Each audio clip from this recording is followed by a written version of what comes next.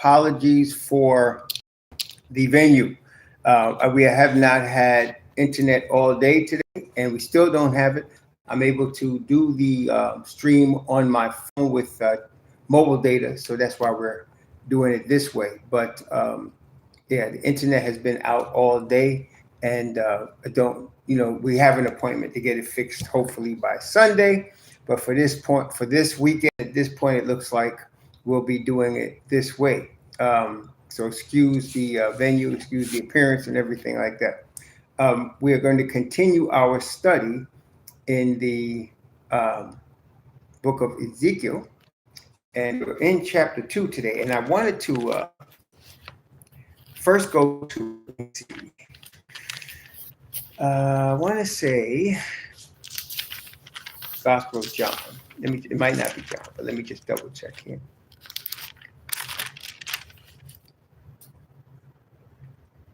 Yes, it is. Gospel of John, chapter 21. Gospel of John, chapter 21. We're going to be looking at Ezekiel chapter 2 and probably chapter 3 today, because they do go together. But let's start in the Gospel of John, chapter 21. And let's see. Let's begin at 15, verse 15. Gospel of John, chapter 21, verse 15 to verse 19. Gospel of John, chapter 21, from verse 15 to verse 19. This is after the Messiah's resurrection. The Father raised him up from the dead, and he appeared, as the Bible says in the book of Acts, he appeared to the disciples for more than 40 days before he was taken up. So this is during that time, the time between his resurrection and when he was taken up in the view of the disciples. So let's take a look again, Gospel of John, chapter 21, beginning at verse 15 and going to verse 19. And when they had dined, Yahushua saith to Shimon Kapha, Shimon, son of Yonah, lovest thou me more than these? He said unto him, Yea, master, thou knowest that I love thee. He said unto him, Feed my lambs. Verse 16. He said unto him again, the second time, Shimon, son of Yonah, lovest thou me more than these? He said unto him, Yea, master, thou knowest that I love thee. He said unto him, Feed my sheep. He said unto him the third time, Shimon, son of Yonah, lovest thou me? Now Kapha was grieved, because he had said unto him the third time, Lovest thou me? And he said unto him, Master, thou knowest all things. Thou knowest that I love thee. Yahweh said unto him, Feed my sheep. Verily, verily, I say unto thee, when thou wast young, and walkest whither thou wouldest. But when thou shalt be old, thou shalt stretch forth thine hands, and another shall gird thee, and carry thee whither thou wouldest not. This spake he, signifying by what death he should glorify Yahweh.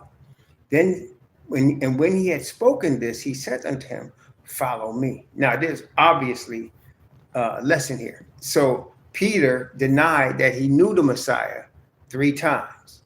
Okay, so 3 times Messiah asked him, Do you love me? And it's the same with us. When we fail and we repent, we will always get that test again. Okay? When we fail on any point and we repent, we will always get that test again. So the Most High, when he resurrects us, or when he translates us to the sea of glass, we will all have victories over all our failures. And how is that? Because we repent, and he brings us back to where we fell, and we pass. Does that make sense? Everybody got that? So he's going to always get you back to that part of the path that you failed. And through that repentance of the last time you failed on that, and reception of the Father's Spirit, he's bringing you there this another time, sometimes many times for some of us, so that you can pass the test. And once you pass the test, you have the victory over that. And that is marked as a victory over that sin. Now, the second thing is this. Messiah asked him, do you love me? And when he responded, Messiah said, feed my sheep. Feed my lambs. So when he's asking if Peter or Kepha loved him, because if he's going to feed people the word that he ate, which brings us to Ezekiel. Ezekiel and, of course, John. Let's go back to John, where we were in chapter 10. Say John, but the book of Revelation, chapter 10. The book of Revelation, chapter 10. And John was told to feed also. And notice again, Revelation chapter 10, and I'm going to start at verse 8. Actually, let me start at verse 7. Revelation chapter 10 from verse 7 down to verse 11. Revelation chapter 10 from verse 7 to verse 11. And we may get, I'm already getting some static from the mobile data, so don't be surprised if that happens. We do as we can and let the Most High's blessing do the rest. Praise the Most High. So Revelation chapter 10 from verse 7 to verse 11. But in the days of the voice of the seventh angel, when he shall begin to sound, the mystery of Yahweh should be finished, as he hath declared to his servants, the prophets. So the Most High has given his servants his mystery that's going to be finished. Let me ask you. And he says it's going to happen in, what did he say? The voice, when the seventh angel begins to sound. What is the mystery, according to what we have read, brothers and sisters, that's going to be finished when they hear the seventh trumpet? What's the mystery that's going to be finished? Now, the Bible speaks of a couple of mysteries. There's the mystery of godliness, right? There's a mystery hidden from the ages that should be Messiah in us, the hope of glory that was revealed to the Gentiles. And what is this mystery? That's right. The return, thank you, sis, brother boy. The return of the Messiah should be finished. And notice what it says here, as he hath revealed, declared to his servants, the prophets. So in other words, when the Bible said he's declared it in the book of Revelation to his servants, the prophets, where in the Bible is he talking about this declaration that he has revealed, that he has declared to his servants? Where is this? What scriptures is he talking about? I mean, is it Old Testament? Is it New Testament? Giving you a hint. Is it Old Testament? Is it New Testament that he's revealing this to his servants? That he said the mystery should be finished as he hath declared to his servants. So he's talking about Old Testament. He's talking about Old Testament because there's prophets in the New Testament, right? But when he's talking about scriptures in the Bible, he's talking about, old and new. I hear you, but he's definitely including the Old Testament in this is what I'm saying. But yes, old and new, but he's definitely including the Old Testament. And in fact, as we continue in this reading here, you're going to see why I say also old and new, as Brother Stephen Kelly just pointed out, because Daniel is Old Testament. Yes, Messiah, Peter, Paul, John, they talk about it in the New Testament, obviously. But can we agree that when they're discussing it, they're referencing Old Testament prophecies? So, okay, so we're going to see that as we look about, right? Okay, so now, verse 8. And the voice which I heard from heaven spake unto me again and said, go and take the little book which is open in the hand of the angel which standeth upon the sea and upon the earth. And I went unto the angel and said unto him, give me the little book. And he said unto me, take it and eat it up, and it shall make thy belly bitter, but it shall be in thy mouth sweet as honey. And I took the little book out of the angel's hand and ate it up, and it was in my mouth sweet as honey. And as soon as I had eaten it, my belly was bitter. And he said unto me, thou must prophesy again before many peoples and nations and tongues and kings. Now, he ate the book, which we understand the little book that was sealed up, that was now open, is the prophecy of Daniel. Because in the book of Daniel, let me ask you a question. Is not Daniel the only prophet in the Old Testament where he says, seal up the words until the time of the end? Isn't that right? So that's how we know it's Daniel. Daniel is the only book where the Messiah tells Daniel, close up the book, seal the word until the time of the end. So here in Revelation, it's the time of the end. By the time you get to to the sixth trumpet, it's the time of the end. So now the book of Daniel is unsealed and it's open for the time of the end. And the imagery is showing us we're speaking what we ate. Does that make sense, brothers and sisters? So we're eating the word and we're speaking what we ate. Messiah said he's the word. He's the way, the truth, and the life. And the Bible said he is the word made flesh. So to eat what he's teaching, he's telling Peter, feed my lambs. Eat my word and feed my lambs. Because of the man-made teaching that was given to the disciples and to all the people of Judea at the time of the Messiah, the revelation, and I'm not talking about just the book, but the revealing of who the Messiah really is and his true mission is completely different than what they have been taught. Because the scribes and Pharisees in the religion of Judaism had combined what Moses was told with the philosophies of man. And when you do that, as Moses shows us in the book of Deuteronomy, you don't have the word anymore. If you add to it or take away from it, and that's the way you do it, you create a religion, you don't have the word no more. Messiah was the pure word.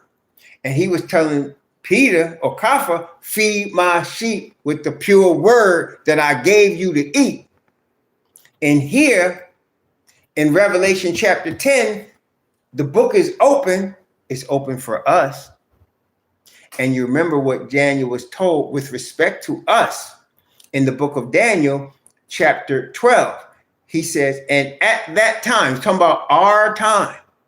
At that time, Michael shall stand up, the great prince which standeth, and he's talking to Daniel now.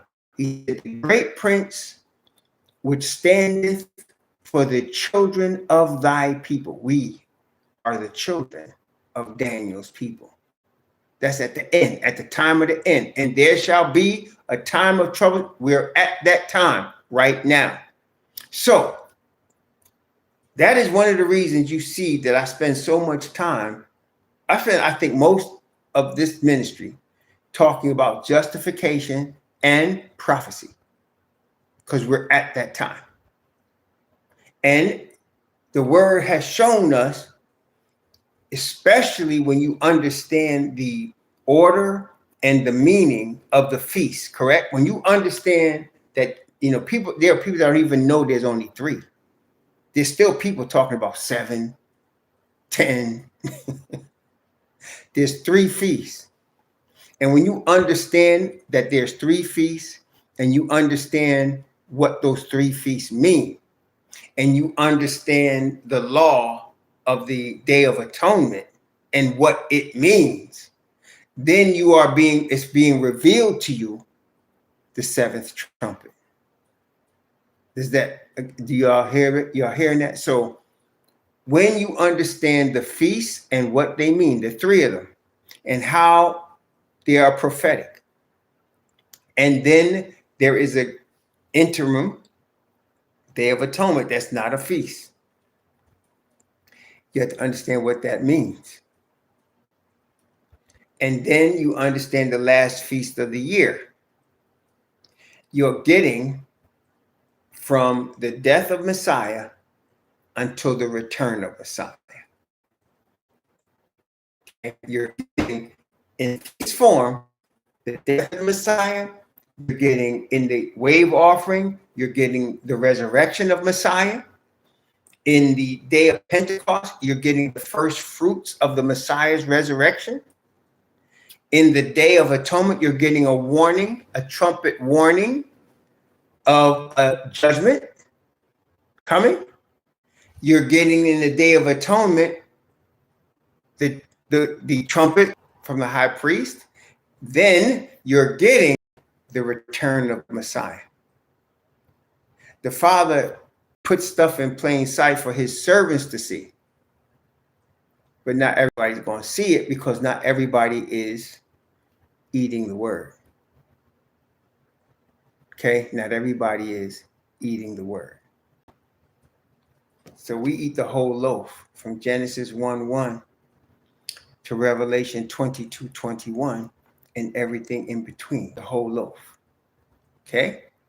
Everybody got it? So now you understand in these instances where the Messiah is telling Kapha, feed my sheep, and here in Revelation, eat this scroll and then speak prophecy before, what did he say? Thou must prophesy again before many peoples and nations and tongues and kings. Now we go to Ezekiel chapter 2. Now in chapter 1, if you recall, Ezekiel was shown the Most High lifted up, and the chariot of the elders, the four elders, the chariot of the four elders that were carrying him, okay? And now the Most High is going to speak to the Hebrew Levite prophet, Ezekiel. Ezekiel chapter 2. Now, Ezekiel chapter 2 is only 10 verses, so we're going to end up going into chapter 3. But so this is Ezekiel chapter 2 and Ezekiel chapter 3. I'll have to modify as soon as we get back the internet. I'll have to modify the title because it just has chapter 2 here. I don't want anybody to get confused, but this is going to be chapter 2 and chapter 3. Okay. Ezekiel chapter 2, verse 1. Thank you, Akwan Banya. And he said unto me, Son of man, stand upon thy feet, and I will speak unto thee. And the Spirit entered into me when he spake unto me, and set me upon my feet, that I heard him that spake unto me. So the Spirit of the Most High entered into him and caused him to stand up. Okay. Praise the Most High. Verse 3.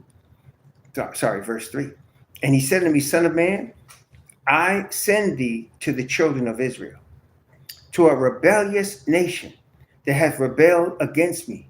They and their fathers have transgressed against me, even unto this very day, for they are impudent children and stiff-hearted. I do send thee unto them, and thou shalt say unto them, thus saith Yahweh. So, in this prophecy, Ezekiel is being commissioned to go into a rebellious nation of the children of Israel, his people. In this. Now, when we read Revelation, we see it's a worldwide commission. See, Ezekiel's commission was just to his people. That's it. But when you read like Malachi, the word is first, as it says in Kapha's book. I forgot if it's first or second, but he said, judgment begins at the house of Yah. So the first people awakening are the bloodline. Does that make sense here? And we are seeing that now. So the bloodline is the first people on the planet Earth to awaken. But the call is going to be made not just to the bloodline, but to the Gentiles as well. And the situation, though, is the same. So that are not the people of the planet Earth rebellious? And they've rebelled against the Creator? And they're transgressed? And they're impudent and stiff-hearted? So now, we are now in the midst of awakening. And as we are awakening, there are Gentiles also receiving the awakening. Okay? Okay? So that's happening. But in this prophecy, this is a micro example of a macro situation that's going on right now. That's okay. So that was a micro that was focused on the children of Israel. And today, the awakening is focused on the children of Israel. But once they are awakened, they are going to receive the power of the Spirit that caused Ezekiel to stand on his feet, as we saw in Revelation 18. And that message is going to go to every nation and kindred and tongue and people. And again, it's going to cause, it says, come out of her, my people. So the call starts with the initial, like we are the early awakened people. And there's going to be a lot more. Because as we are awakening, we're going to be equipped with the spirit that was given to Ezekiel, the spirit that was given to Moses, and all the prophets. And we'll be eating the word and repeating the word to the people.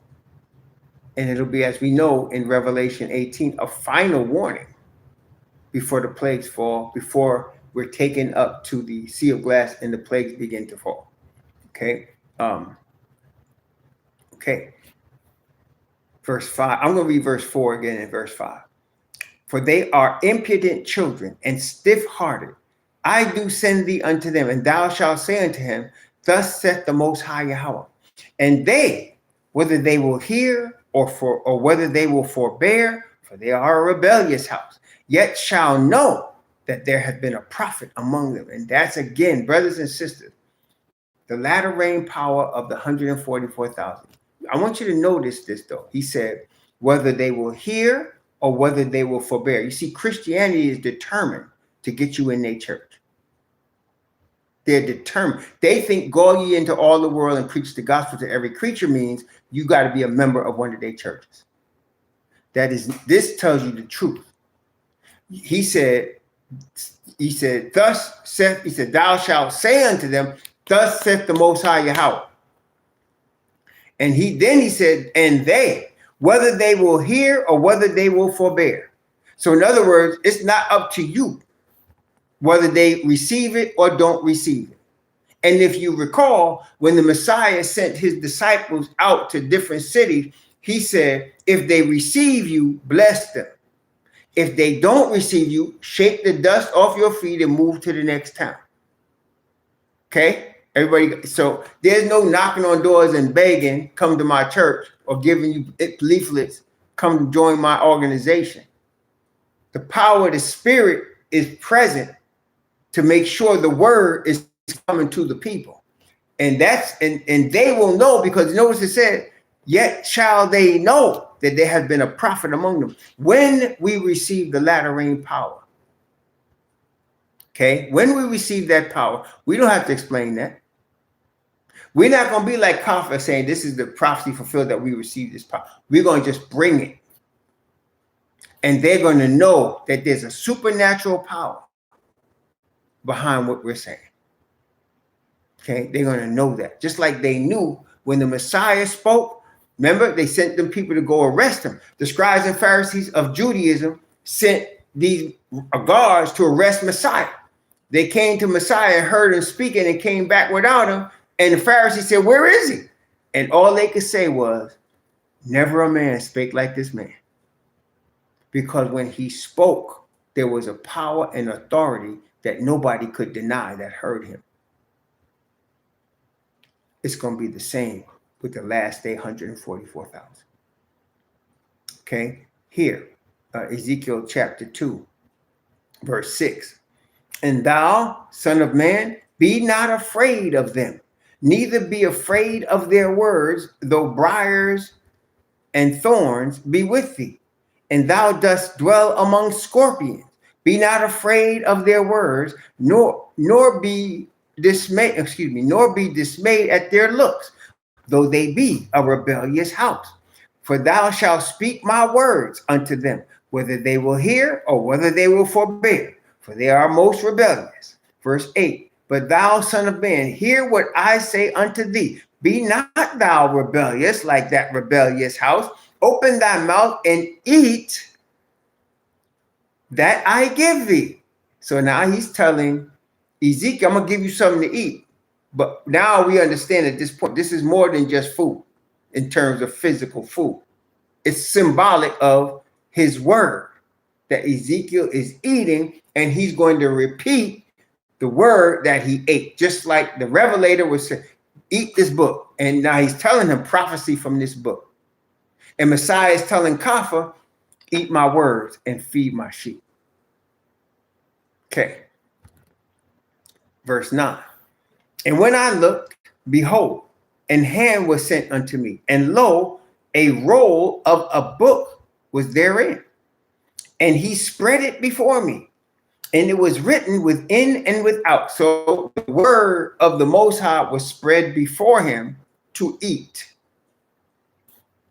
And there was written therein lamentations and mourning and woe. And why was that? Because that was what was going to come to our forefathers. They were headed down that road, and they were being warned by the Creator, by his Hebrew Israelite prophet. This is where you're going if you keep walking down this road. And brothers, we talked about this the other day. You know, there is the word that comes to us that says, this is the way, walk ye in it, when you turn to the right and when you turn to the left. When we are praying to the Father, and I hope we all are, to guide us in the way we should go. In all thy ways acknowledge him. When you are praying to the Heavenly Father for that prayer, he is going to show you when you're going to the right or to the left and get you back on the path. He's going to show you.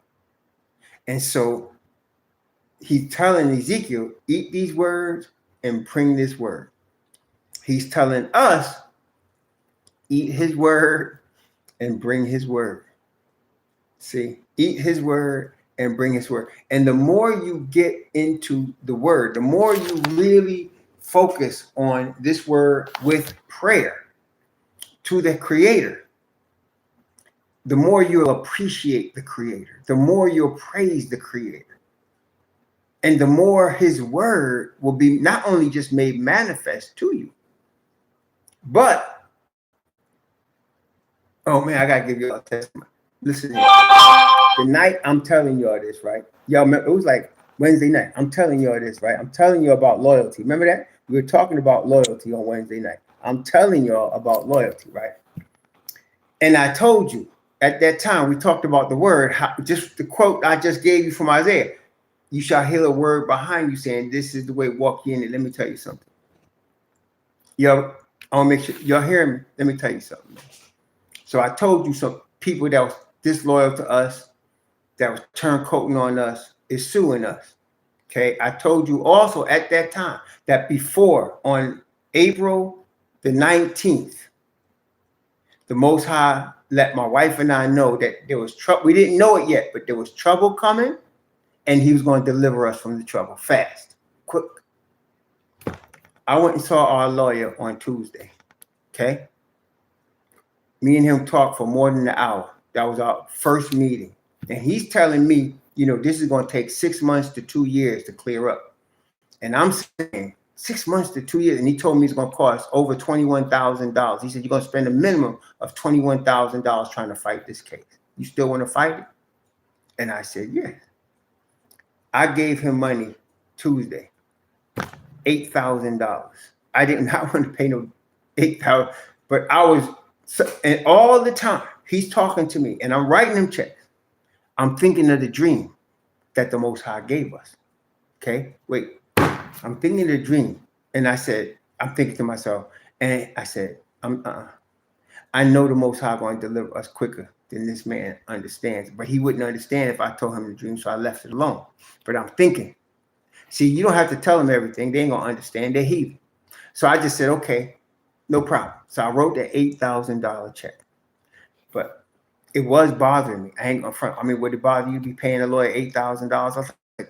I mean, these people are lying. And I got to pay $8,000 to fight this, right? That was Tuesday. So, but I felt good because I wanted to find a pit bull. I ain't gonna front. I was, and I told him. He said, "What are you looking for?" I said, "I need to put the fear of God in these people." And he leaned back in his chair and he said, "Oh, I could do that." And you know what? Some people be popping off, but I knew this guy wasn't playing. I just knew it. I got the feeling. I had met a lawyer, like a couple of lawyers like that in my life, in my travels.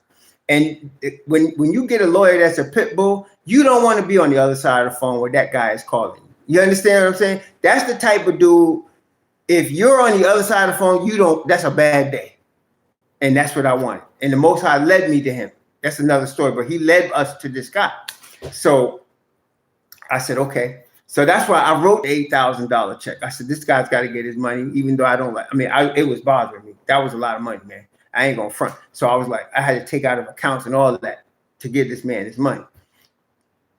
So then we get a call out of the blue because he was supposed to. What he has to do, he has to write a brief to answer their lawsuit, and their lawsuit was long. They had like 20 points of charges against me and my wife. He had to answer each one. Okay, so he told me, you know, he's going to answer it. It's going to be a couple of weeks, blah, blah, blah. How much time it's going to take, blah, blah, blah. And I said, okay. So we wasn't really expecting to hear anything for at least a week and a half, 2 weeks. But we get a call on Thursday. Okay. And I was nervous. When I saw his calling, I didn't know what was going on. I was nervous. But I picked up the phone because I had made a decision, my wife and I, good, bad, or whatever, we were going to meet this head on. And we couldn't sleep. There were many nights we couldn't sleep during this thing. But he called on Thursday, right? He said, listen, I took it upon myself. He tells me, my lawyer, I took it upon myself to call opposing counsel. I said, okay. And he said, as it turns out, their side was hiding facts about the case that he didn't know. I said, really? He said, yeah. And I said, I gave them everything. He said, I know. I said, why would they do it? He said, because they're lying. And the opposing counsel just found out that his clients are lying to him. And he might dismiss the case. Check that out. And not only that, he said, because if we go to a judge, you can ask for all your money back from them. And our lawyer said to me, he said, about 1% of all the cases that I take ends up like this. About 1%, he said. He said, you're one of the 1%. He said, I've never seen this move so fast. He said, I wanted you, he told me, he said, they look like they're going to fold up like a tent. Because I told him, I said, listen, you put the fear of God in them, I have a feeling it's going to end. Because I'm thinking of the dreams he gave me. I said, I don't think it's gonna go for. He said, I don't know. He said, you sound logical, but you know, people don't act logical in these things. So I said, okay. So I was gearing up, and what I did the night before on Wednesday, I got nervous. I ain't gonna front. I got nervous, and I got an offer for unsecured loan at this real high interest rate, and I was gonna take it to make sure I could pay him. I didn't want to take it out of my retirement money. So I was going to take this high interest rate loan and be prepared to pay whatever I needed to pay for him. That night, brothers and sisters, I was thinking of what I told you, and I couldn't sleep. I couldn't sleep. I'm telling you, I couldn't sleep. And I know what it was. I said, okay, I'm not going to take the loan. I got up about 2 or 3 in the morning, and I said, okay, I knew the Most High was trying to tell me that ain't the way. See, I was headed off the path because I was nervous.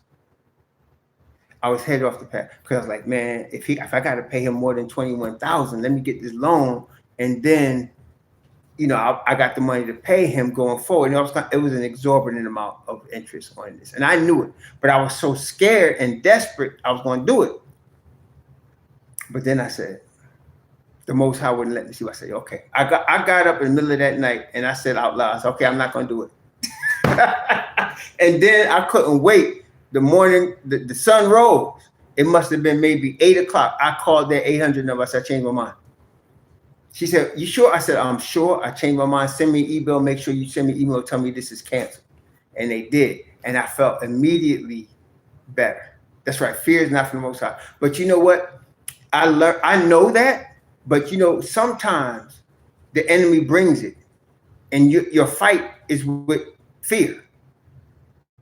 Your fight is with fear. And so I'm telling you, unless you had to write a check like that to a lawyer, you don't understand, man. I ain't no rich man. So I'm retired. And I did not want to do this, but I felt like I had to. So I gave him the money. And I had that in the bank. But I said, dang, if I got to pay him more, like I was thinking he gonna tell me 8,000 more or something in the next month. So I said, let me do something. So I was scheming in my mind and saying, okay, you're gonna get this loan and paying with that. But something told me, no. That was on Wednesday. That was Tuesday night, Wednesday. Then Thursday, after I decided I'm not taking it, he calls me. I think they're gonna drop the case. We'll find out officially next week, but he already told me. He said, if they don't drop it, I'm going to go to a judge and get a dismissal.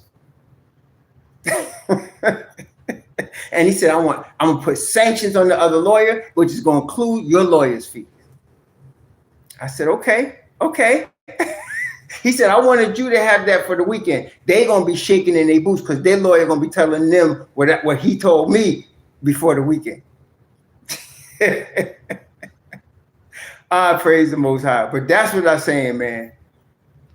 The Most High will lead you in the path. As you're listening, he will lead you in the path.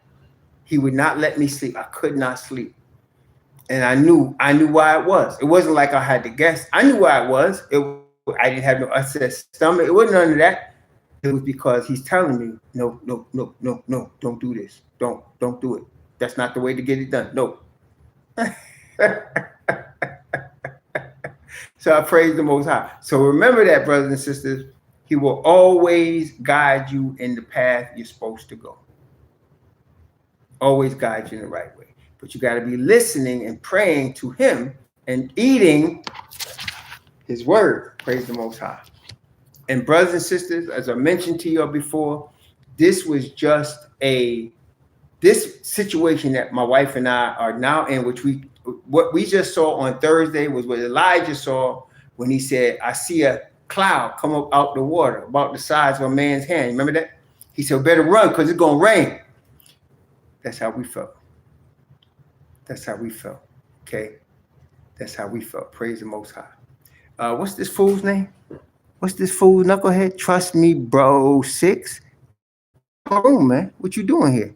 If you think Jesus is a hoax, get out the room. What you think? You me something? What you think? You provide some knowledge? To me, you just a clown. Why don't you leave? What you doing here? Leave. Anybody want you here? Thank you, Akawan Banya. I don't understand that. What you think? You enlightening us to something? There's some real fools out here. I'm telling you. There's some real fools out here. Take that mess somewhere else. I forgot, probably because I'm doing it on the phone, I didn't have the same protection. So Akawan Banya, you might be busy tonight, bro. You might be busy tonight. Because I don't know what fool gonna stroll in the door tonight. But see, praise the Most High. Okay, back to Ezekiel. Now we're in chapter 3. Ezekiel chapter 3, verse 1. Moreover, he said unto me, Son of man, eat that thou findest, eat this roll, and go and speak unto thou. Again, notice, eat and speak. So you're eating the word, and then you're speaking the word that you just ate. Praise the Most High. And that's the same with us. Brothers and sisters, don't worry about memorizing the Bible. Just read it. You have to understand, when you are reading the Bible in prayer, you are undergoing a supernatural process. And the word that you are eating, you may not remember now, but check this out. When it's time, it's going to be brought forth to your mind and your spirit. Okay, it's going to be brought forth to your mind and spirit. As long as you are eating it and praying over it, that's a supernatural process. It really is. That ain't just reading a textbook from college or reading somebody's novel. You are reading the Bible, the word of the Most High. And so when you're reading his word and praying for his supernatural spirit to guide you, and it's time to repeat that word, it's going to come up. It's going to come up. Don't worry about it. So here, he told you could eat the word and then speak. Okay? Verse 2. So I opened my mouth and he caused me to eat that roll. Verse 3. And he said to me, Son of man, cause thy belly to eat, and fill thy bowels with this roll that I give thee. Then did I eat it, and it was in my mouth as honey for sweetness. Again, just like John, it was in my mouth as honey for sweetness. But you remember, John, it in his belly was bitter. When Ezekiel repeat that. Well, it's kind of showing you that in chapter 10 of verse 10 of chapter 2. Yeah, verse 10 of chapter 2. He said it was written within out with lamentations and mourning and woe. So that's not sweet, right? So the roll tasted sweet, but the words that were going to come out of his belly was lamentations and mourning and woe, just like with John. That's what it's saying with John. Okay, here, chapter 3, Ezekiel, verse 4. And he said to me, Son of man, go get thee unto the house of Israel and speak my words unto them. For thou art not sent unto a people of a strange speech and of a hard language, but to the house of Israel. Not to many people of strange speech or of a hard language, whose words thou canst not understand. Surely had I sent thee to them, I would have hearkened unto thee. But the house of Israel would not hearken unto thee, for they will not hearken unto me. For all the house of Israel are impudent and hard-hearted. Behold, I have made thy face strong against their faces, and thy forehead strong against their foreheads. As adamant, harder than flint, have I made thy forehead.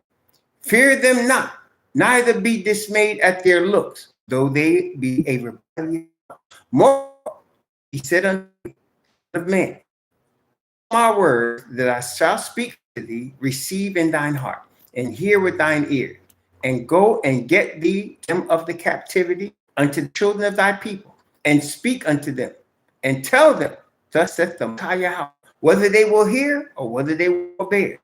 Then the Spirit took me, and I heard behind me a voice of a great rushing, saying, Blessed be the glory of Yahweh in this place.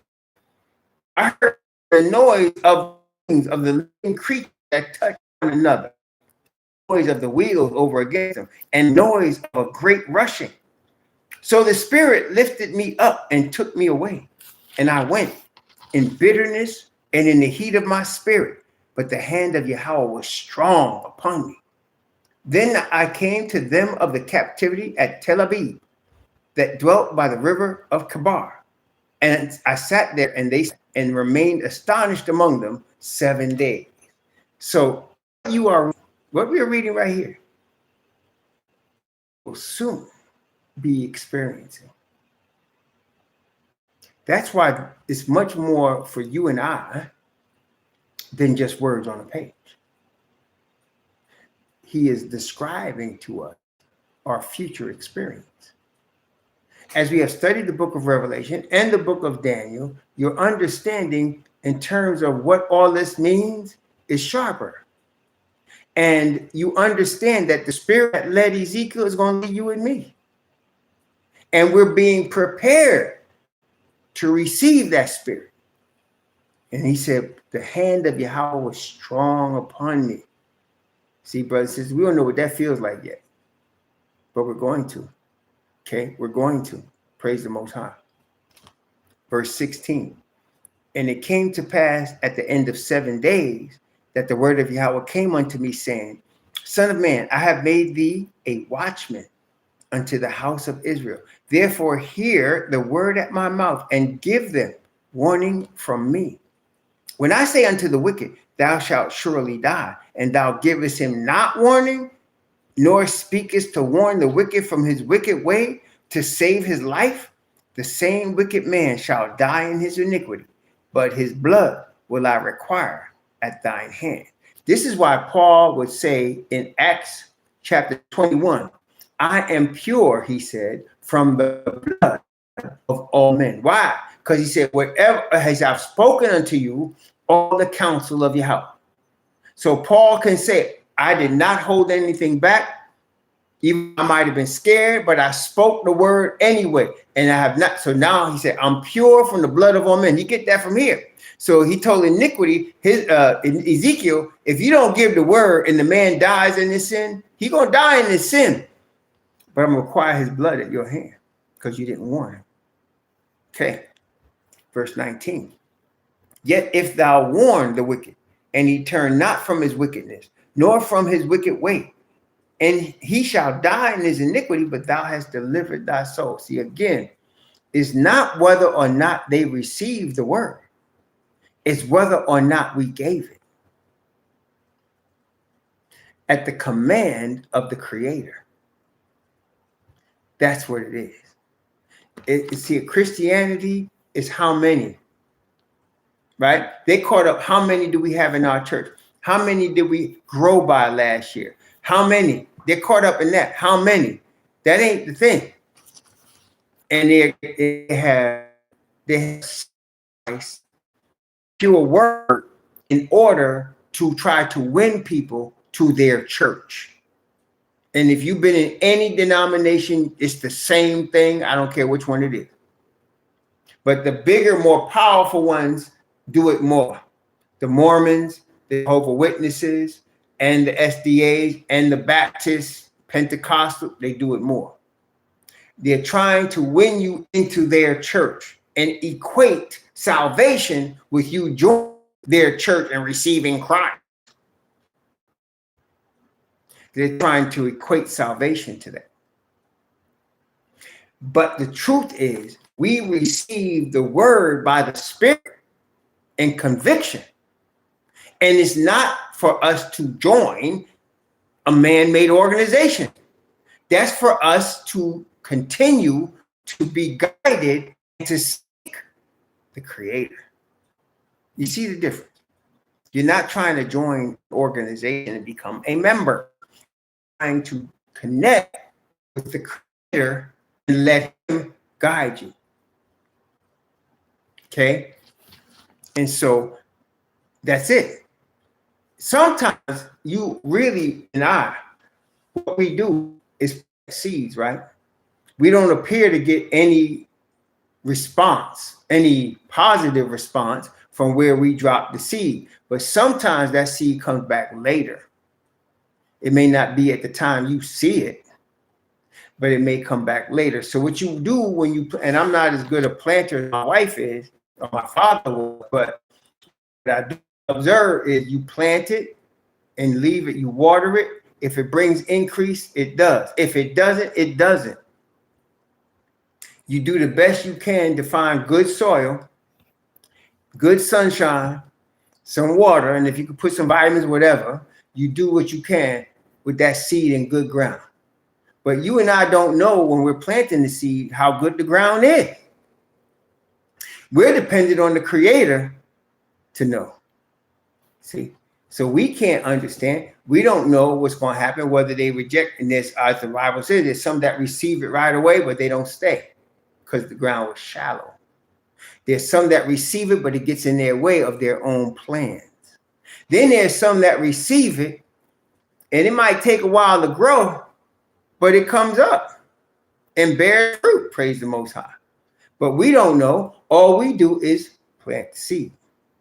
That's it. Praise the Most High. Okay. Verse 20. Again, when a righteous man doth turn from his righteousness and commit iniquity, and I lay a stumbling block before him, he shall die, because thou hast not given him warning. He shall die in his sin, and his righteousness which he hath done shall not be remembered, but his blood will I require at thy hand. Okay, praise the Most High. 21. Nevertheless, if thou warn the righteous man, that the righteous sin not, and he doth not sin, and he shall surely live, because